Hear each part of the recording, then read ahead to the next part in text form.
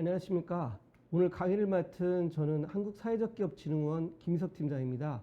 오늘 강의의 주제는 사회적 경제와 ESG 경영이라는 주제입니다. 주로 중소기업, 사회적 기업 등 사회적 가치 공급자 관점에서의 ESG 경영에 대하여 설명드리도록 하겠습니다. 오늘 준비한 목차는 ESG 열풍, 폭풍, 그리고 ESG란 무엇인가, 그리고 사회적 가치와 ESG 경영, 그리고 ESG 경영 활동의 개념, 사회적 기업에게 기회인가 위기인가, 정부 ESG 관련 정책 개요, 그리고 마지막으로 사회적 경제 기업의 ESG 경영 환경 대응 방안이라는 주제로 강의를 진행해 볼까 합니다.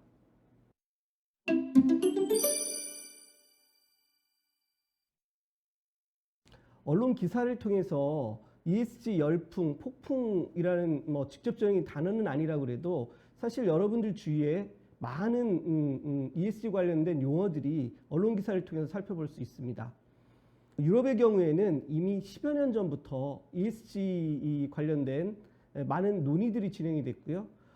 유럽 연합 차원에서의 중요성을 일찍 인지하고 있어서 현재도 타 지역에 대비해서 아주 ESG 관련된 선진국이라고 할 수 있습니다.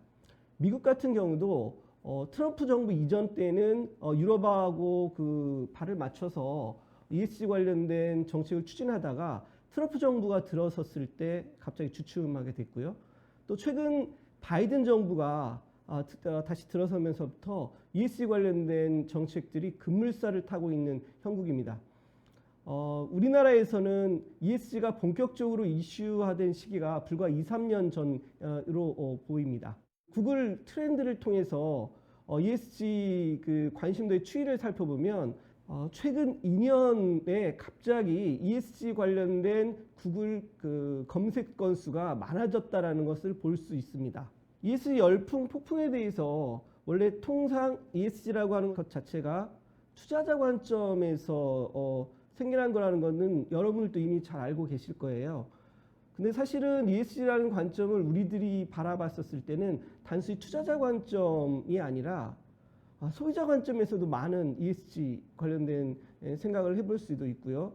또 당연히 투자자 관점이다 보니까 금융 관점에서도, 금융기관 관점에서도 국민연금 같은 경우에 2년 내 운용기금의 50%를 ESG 관련 기업에 투자하겠다는 그런 얘기도 있고, 또 금융기관 그 대출할 때 이자율에서 어떤 메리트를 주겠다 그런 것도 있고요.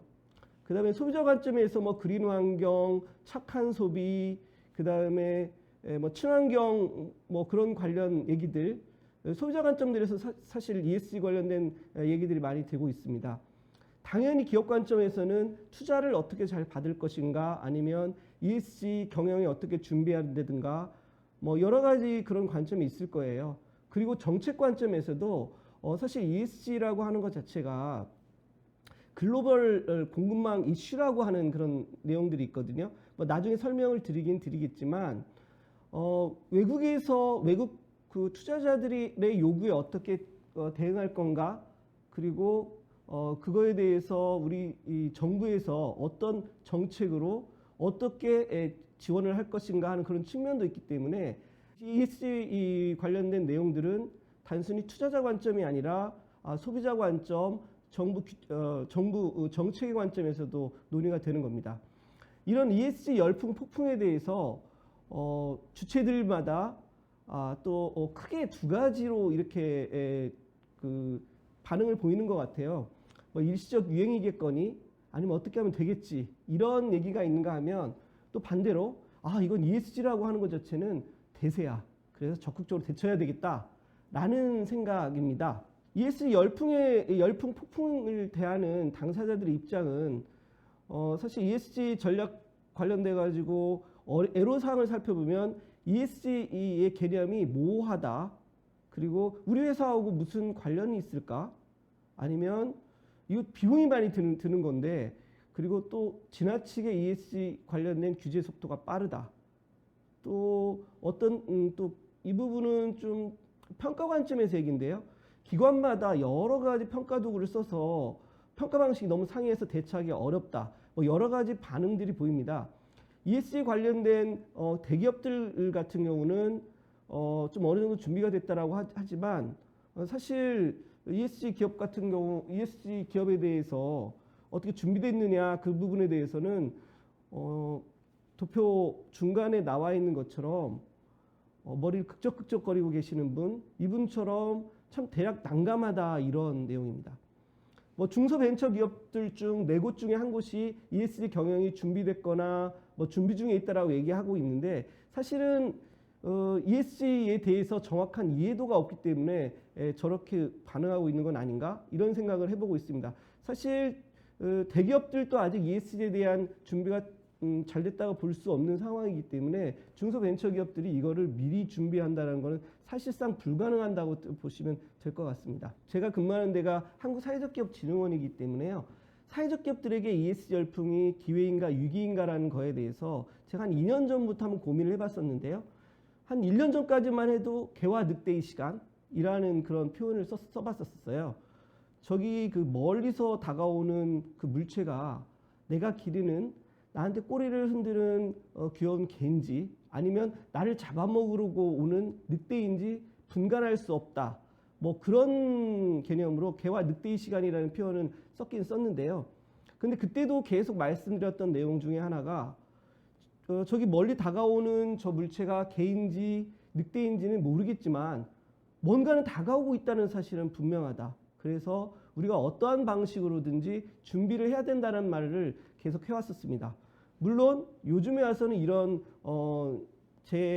개와 늑대의 시간이라고 하는 이런 표현보다는 ESG 경영이라고 하는 건 실제 도래했고 여러 가지 정책들이 당장 올해부터 진행되고 있다는 점을 봤었을 때 ESG는 돌이킬 수 없는 피할 수 없는 대세다라고 저는 판단하고 있습니다.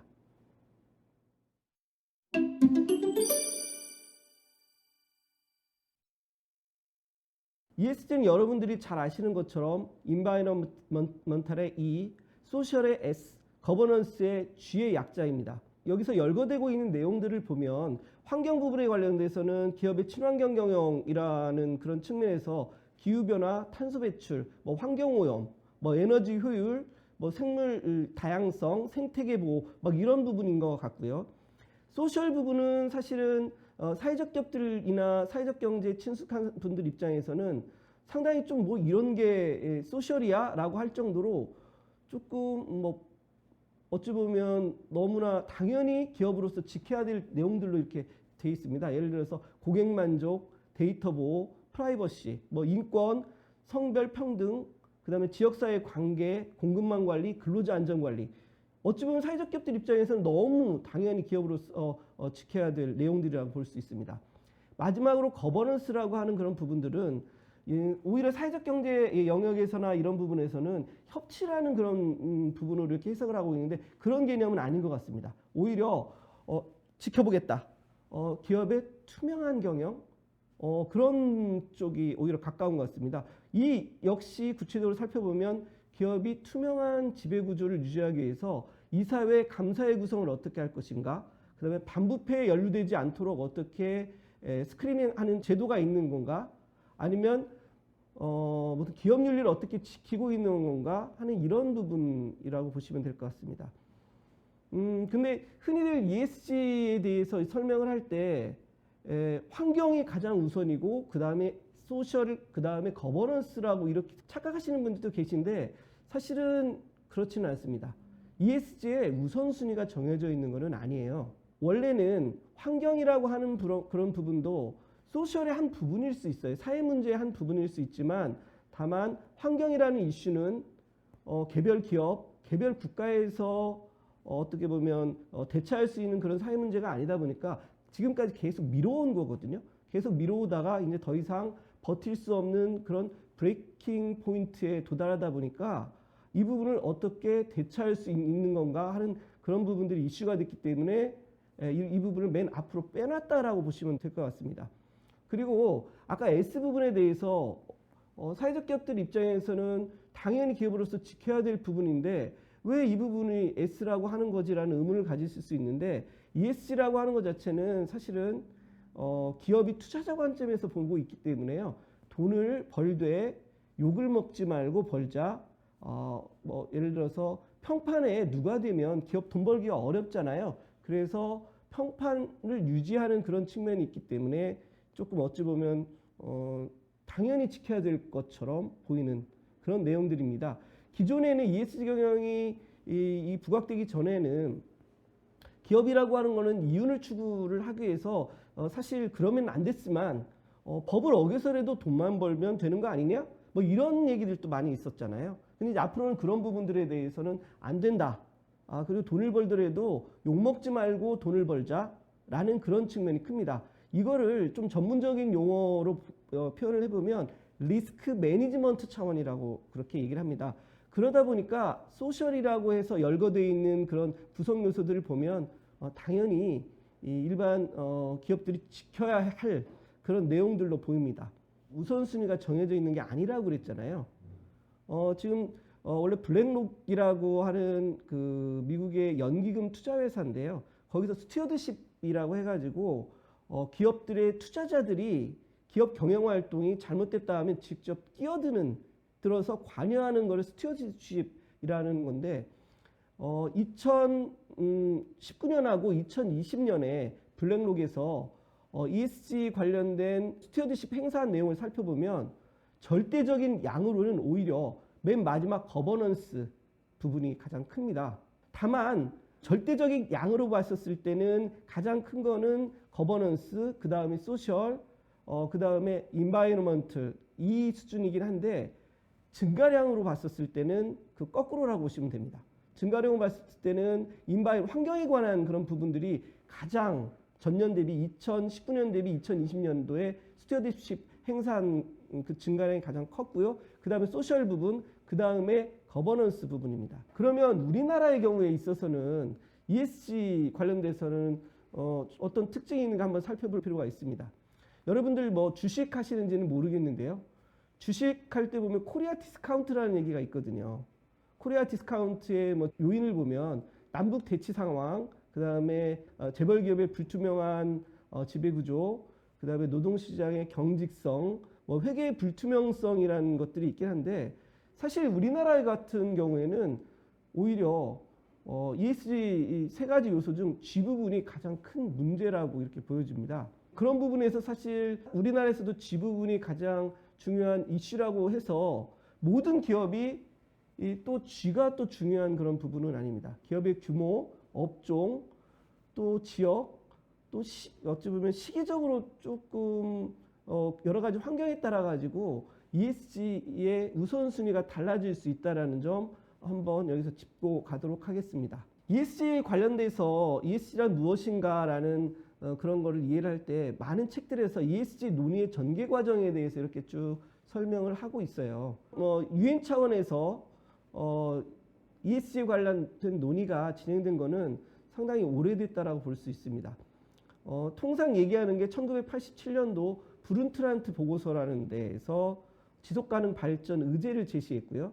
그 다음에 유엔 리우 선언이라는 게 1992년도에 있었는데 그때 3대 환경협약이라고 해가지고 기후변화 협약, 생물 다양성 협약, 사막화 방지 협약 뭐 이런 얘기들이 있었어요. 뭐 이 부분은 사실 아주 오래전에 상식 문제도 많이 나왔었던 내용들인 것 같아요. 그리고 또 2006년도에 UNPRI라고 해서 인베스트먼트 I 어찌 보면 책임 투자 원칙이라는 걸 발표를 했고요. 그 다음에 2016년도에 GRI 표준을 발표했는데 이게 가운데 R이 리포팅의 약자입니다. 그래서 이거는 지속가능 경영 보고서라고 대부분의 대기업들은 이런 지속가능 경영 보고서를 작성을 하게 되는데 여기에 그 가이드라인이 해당되는 게 GRI 표준이라고 볼 수 있습니다. 그리고 2017년도에 TCFD 권고안이라는 걸 발표를 하는데 여기서 T가 태스크포스의 약자거든요. 이게 금융안정위원회라는 데가 설립이 되는데 여기에서 그동안 얘기했던 기후변화와 관련된 리스크 그리고 기후변화와 관련돼서 어떻게 잘 대처하거나 했었을 때 생길 수 있는 기회 요인들 이런 부분들을 재무제표와 연계해서 공개를 해달라는 그런 권고안이라고 보시면 될 것 같습니다. 그리고 2019년도에 여러분들 뭐 ESG 경영 얘기할 때 거의 한 번쯤은 들어본 회의가 있는데요. 비즈니스 라운드 테이블이라는 그런 연례 회의가 있습니다. 이 비즈니스 라운드 테이블이라는 연례회의는 우리나라의 어쩌면 정경련 같은 그런 회의라고 보시면 되는데, 기존에는 2019년도 이전에는 당연히 투자자들의 모임이기 때문에 투자의 관점이 주주의 이익을 최우선하는 데다 투자하는 그런 원칙을 지키고 있다가 2019년도에 갑자기 뉴 퍼포스라고 해가지고 이해관계자, 다양한 이해관계자의 이익이 보장되는 그런 걸 고려하는 기업에다 투자하겠다라는 그런 선언을 해요. 이게 비즈니스 라운드 테이블이라고 해서 이 회의가 그래서 그 투자의 방향을 2019년에 바꿔야 된다는 그런 선언을 했기 때문에 이게 되게 유명한 회의입니다. 그리고 여기서 비즈니스 라운드 테이블에 여러 가지 유명하고 또 영향력을 끼치는 투자자들이 모였는데, 그 중에 하나인 블랙록이라는 연기금이 있어요. 블랙록이라는 연기금의 CEO 레리 핑크라는 분이 2020년도에부터 연례적으로 서한을 보내고 있는데요. 여기에 있는 내용들이 많은 ESG 관련된 이슈, 그리고 ESG 관련돼서 방향이나 이런 부분을 많이 참고할 만한 내용들이 많습니다. 그 2020년도에 세계경제 포럼이라는 데서 지속가능한 가치 측정 가이드라인에 대한 얘기가 있었습니다. 그리고 오른쪽에 보시면 제가 아까도 잠깐 말씀을 드렸는데, 국제적으로는 ESG 관련된 논의들이 꾸준히 진행되어 왔지만 우리나라는 최근 2년 이내에 갑자기 ESG 관련된 이슈가 급물살했다는 말씀드렸죠.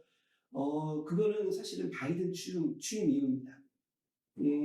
아무래도 우리나라가 미국과의 교역량이라든가 그런 부분들이 경제적인 그런 교류 관계가 많기 때문에 바이든 취임 이후에 ESG 관련된 이슈가 급물살을 탔더라, 이렇게 보시면 될 것 같습니다.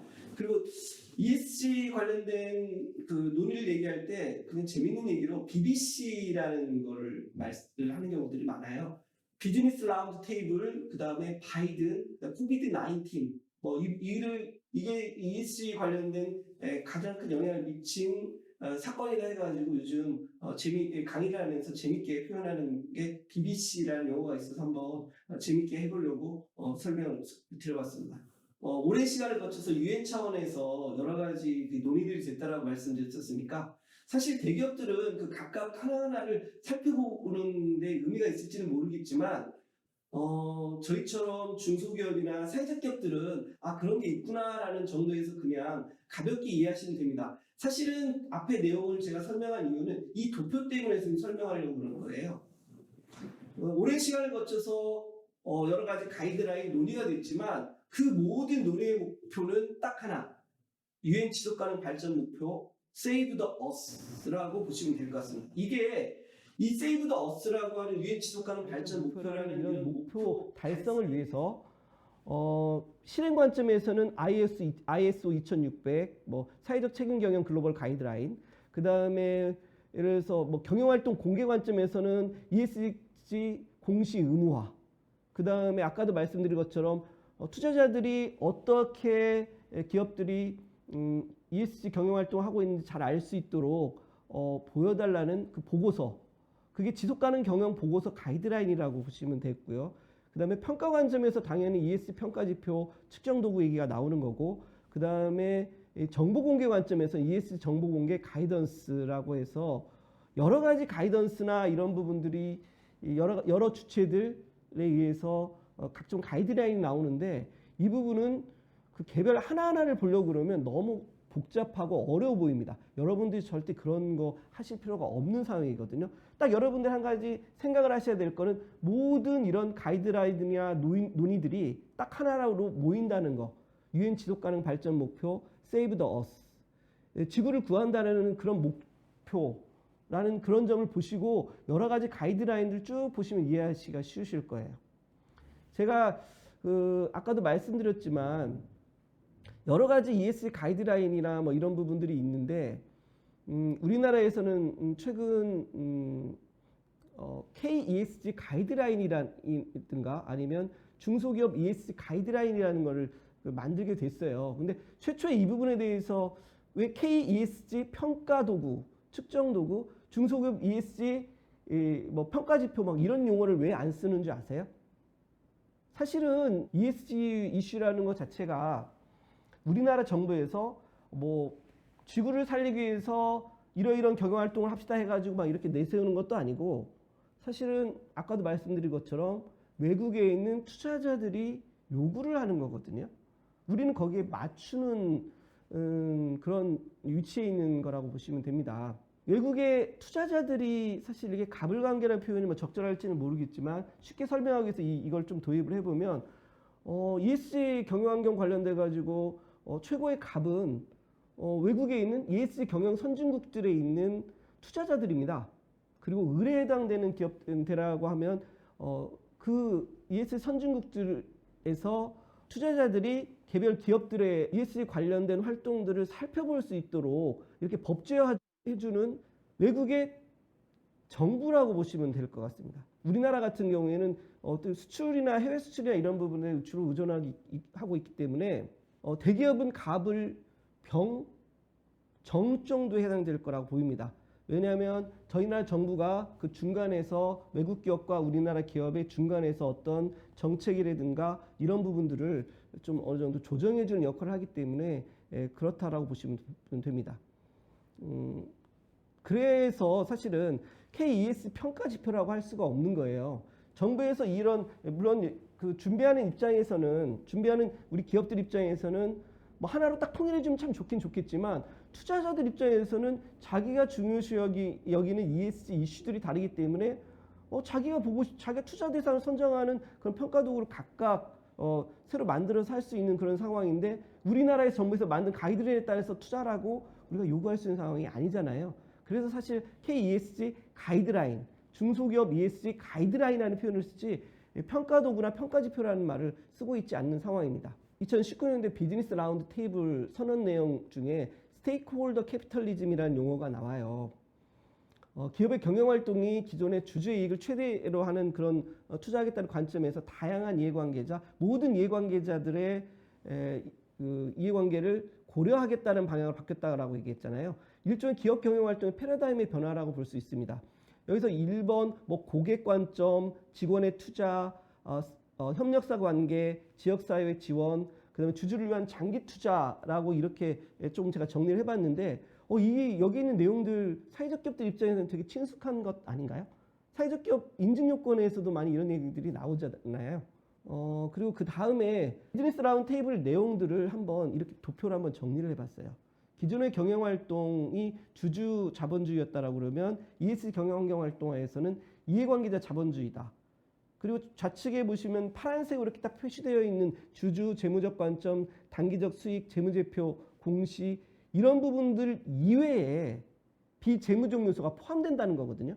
주주의 이익뿐만 아니라 다양한 이해관계자, 주주 이외에 고객, 직원, 협력사, 지역사회 등 다양한 이해관계자를 보겠다는 게 기본이고, 그동안에는 재무제표만 봤으면 이제는 비재무적인 관점에서 보겠다. 그리고 단기적 수익을 어느 정도 좀 희생을 하더라도 장기적인 수익을 추구하겠다. 뭐 이런 거라고 보시면 될 것 같아요. 그리고 아까 말씀드렸던 ESG를 얘기할 때 블랙록의 CEO 레리 핑크라는 분이 되게 중요하다는 얘기를 했었잖아요. 이분이 매년 사실은 그 서한을 보냅니다. 근데 2022년도 1월 8일 날 또 주주 서한을 보냈는데, 여기서 재미있는 얘기들이 있어요.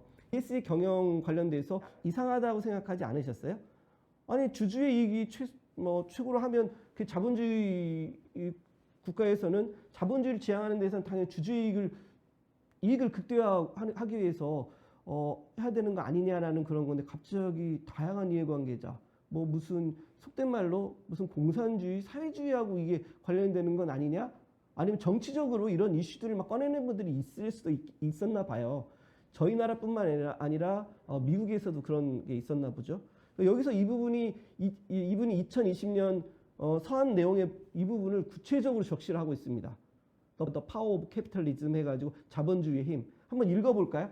이해관계자 자본주의는 정치적 논의가 아니며 사회적 이념에 대한 논의도 아니다. 단어 그대로 그냥 자본주의에 관한 거고 자본주의의 힘에 관한 거다. 아까도 말씀드린 것처럼 단기적인 이익을 좀 감소시킨다고 하더라도 장기적으로는 ESG 경영을 하는 게 장기적 가치, 장기적으로 수익을 지속적으로 낼 수 있는 거다.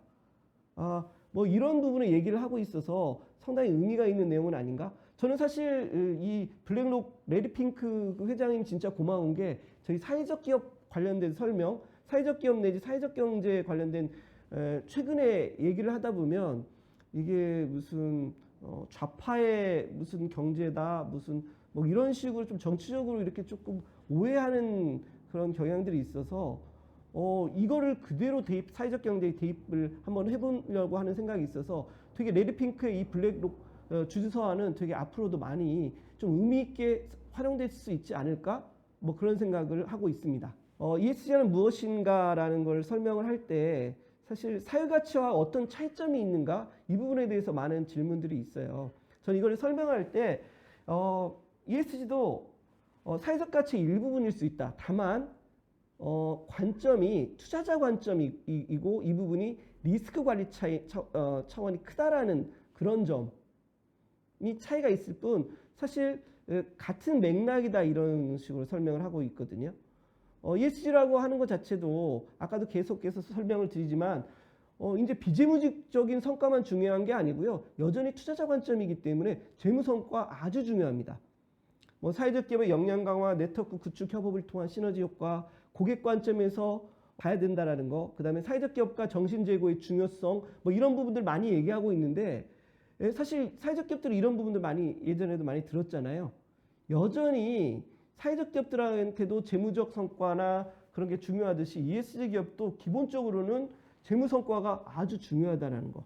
주주를 위한 장기적 투자 관점이라는 부분들을 다시 한번 강조드리고 싶습니다.